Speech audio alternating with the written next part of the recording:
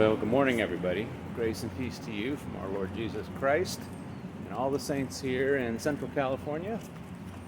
It's early. I just got here to work, and one of the pitfalls of being out, I've been out for training for the first 3 days of the week, so I haven't got much work done. Not much to tell you. Well, I actually do have a lot to tell you about, but not much to tell you about yet. But one of the pitfalls of being out is when you come back, you get a stack of help desk tickets.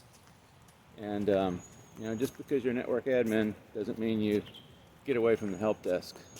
There's still things that they're going to run into that they can't solve, and they're going to send their ticket to you because they can't fix it. So, I had I don't know, it's not a big pile. It's like three help desk tickets waiting for me when I get in. I usually like to knock them out really quick so I can get on to other things. So I don't let help desk tickets stack up for very long. These are super simple, and frankly, the help desk could have done it themselves. They'd just send me an email. I could have helped them with it, but I know how it is. I used to work the help desk too. It's basically just enabling some ports. Sorry for the motion sickness.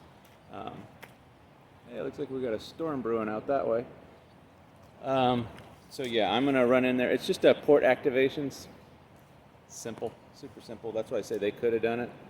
I could have talked them through it, and they have the key to get into the rooms too. So I'm going to go in here and knock this one out. I got to put my mask on. There's the door to the clinic right there. So I got to go do that real quick, and then I'll get back with you when I'm in there. So stand by. Okay, so here I am in the room. See, there's all the network stuff. I think I've showed you guys this room once before, a while back. This was the worst room ever before.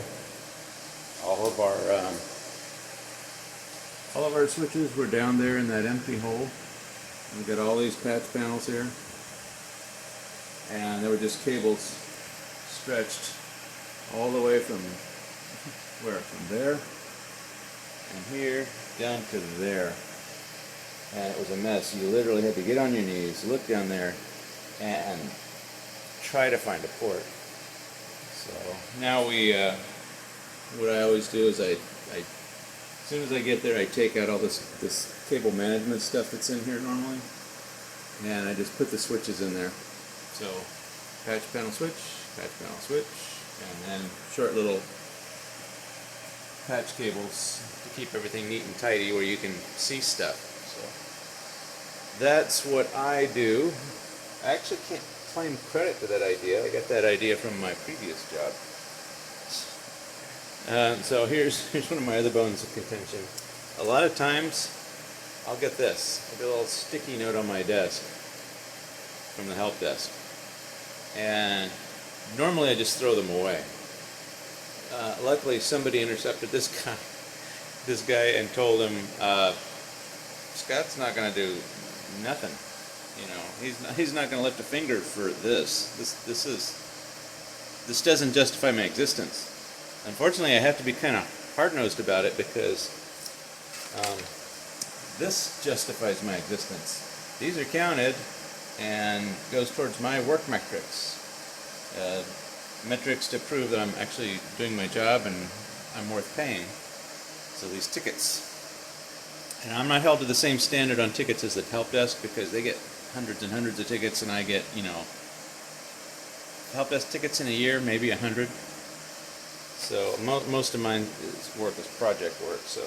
But I still do need to do some tickets. So I don't respond to sticky notes. I brought the sticky note along just to show you guys what I have to go through. So I stuck it on his actual ticket, which is good. Good man. So he says in Clinic 3, room A22, he needs ports DC and DD activated. So let me see. A22, B20, A. Where's A? Oh, of course, it's going to be up at the top for the short guy here. That's going to be fun. Okay, there's A22. And he says DC and DD. So let me turn you around so you can see it. that's and this we have different numbering systems all across the campus. Kilroy was here, and this is the one we have in this part of the campus. So room A22 is up here. So there's going to be a patch panel that says A22. There's A22-2. I mean, there's 2 patch panels in room A22. And he needs data drop C and data drop D activated. So, I am happy to do that. I ran off without patch cables, so I'm glad I always keep a few spare extra patch cables in every closet. I don't keep a whole lot because I don't want people just doing stuff. I'm trying to find a place to set this phone down where I think you could see stuff, but I don't really have a good place for that. And it's going to feel a little off kilter. So, anyway, let me get these 2 patched in, and then I've got another request over in the main hospital to patch in a couple more. So let me open a couple of these up, get me 2 patch cables out, and we're going to go up here to DC and ED.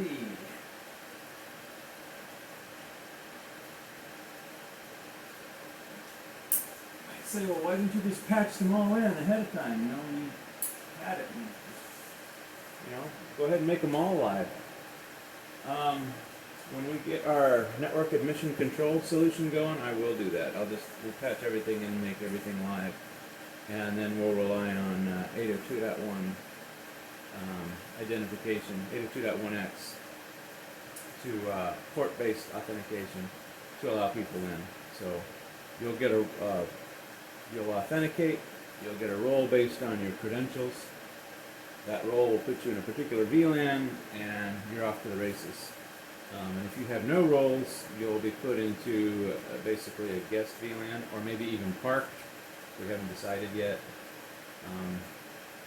So until we get that solution going, if a port's unused, I don't even plug it in because I don't want people just walking up and plugging their device into an open port. You know, they're sitting in a waiting room waiting for the doctor. You know, I'm bored. Let's see what's on their network, right? So,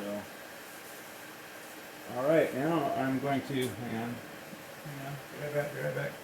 I'm going to go to the room and double check to make sure the ports are activated and look okay. And I'm going to use my trusty green meter to do that. I say trusty. This is a LinkRunner AT2000 from NetAlley.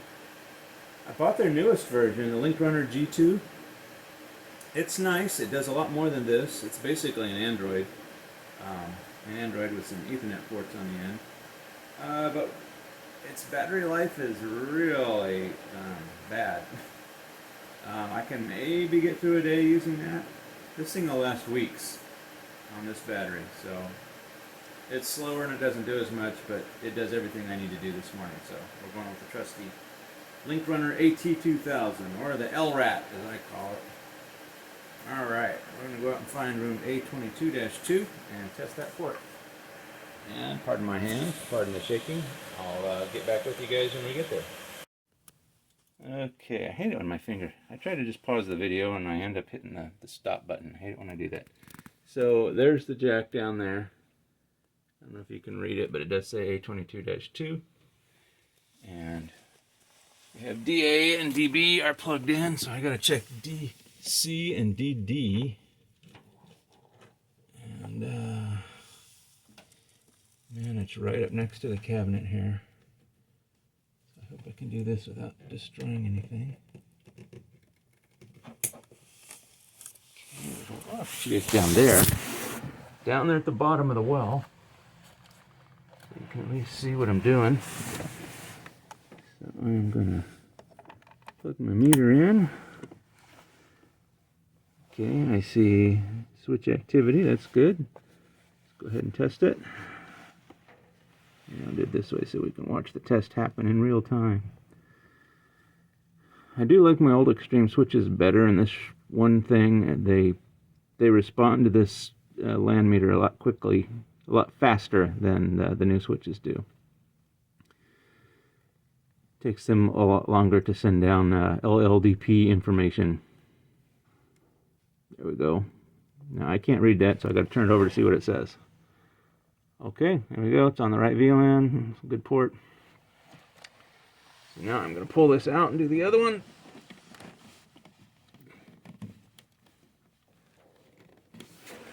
I think I'm going to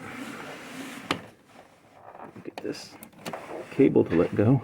There we go. Now it's not connected to a switch. Now it is. Now it's testing. And this one went a lot quicker for whatever reason. And so I have to make an adjustment to that port because it's not seeing the VLAN or anything like that. So I'll check that on my laptop and make sure she's got a good VLAN. So, but anyway, I'm going to go through basically the same process over in the main hospital where the other ticket is. It's actually 2 tickets. It was a duplicate. So I'll just go over there, do the same thing, and go through the same process. So that's all we got for this week. Just a real quick patch panel hookup. I can't film over there because it's the maternity area, moms and babies. So sorry guys, can't watch me work over there. So we got a few things that are coming up. We still have that VPN slowness issue. I really appreciate all the suggestions in the comment section on that video. The thing we had happen over the weekend was completely lost internet connectivity here due to one of the 2 redundant switches that connect us to our parent, our county, who owns us right now. They're basically our internet service provider.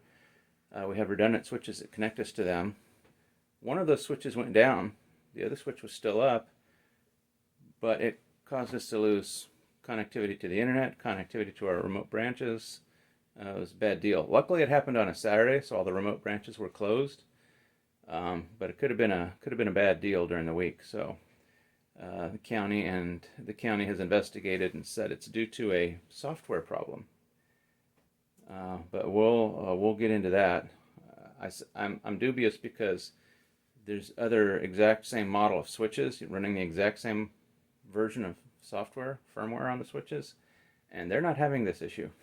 But they are claiming it is a software issue, so they're going to upgrade software and see how that goes.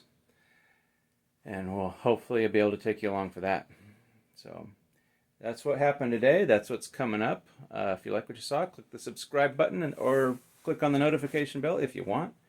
And all you guys that really appreciate going along on these little trips and listen to me babble on about boring network stuff, God bless you, because I don't know that I would watch my own channel.